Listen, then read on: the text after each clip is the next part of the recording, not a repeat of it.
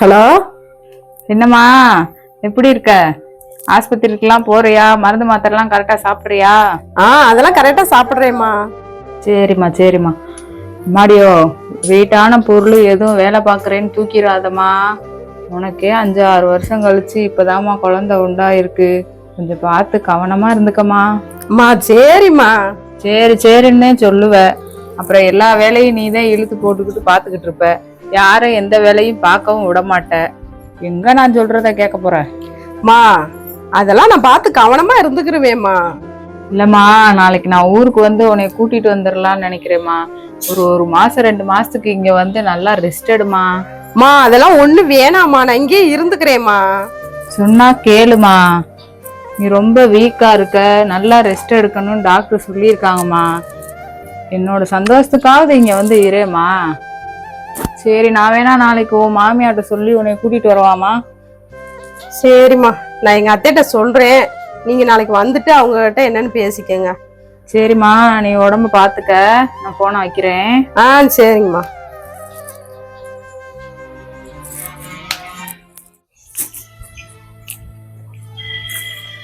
அத்தை, என்னம்மா? எங்க அம்மா நாளைக்கு இங்க வர்றாங்களா? என்ன திடீர்னு வர்றாங்க? என்ன விஷயம்?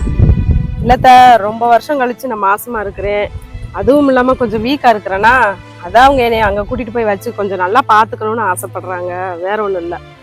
என்ன உனக்கு கொடுமையா வருத்துரு? திடீர்னு அந்த இப்படி கூப்பிட்டு போறோம்னு வராங்க? அத்தை, அந்த அர்த்தத்துக்கு சொல்ல வரல அத்தை. வேற என்ன அர்த்தத்துல நீ சொல்ல வர? இங்க வரு, என் மகளை வேற அங்க இருந்து கிளம்பி இங்க வர சொல்லிக்கிட்டு இருக்கி.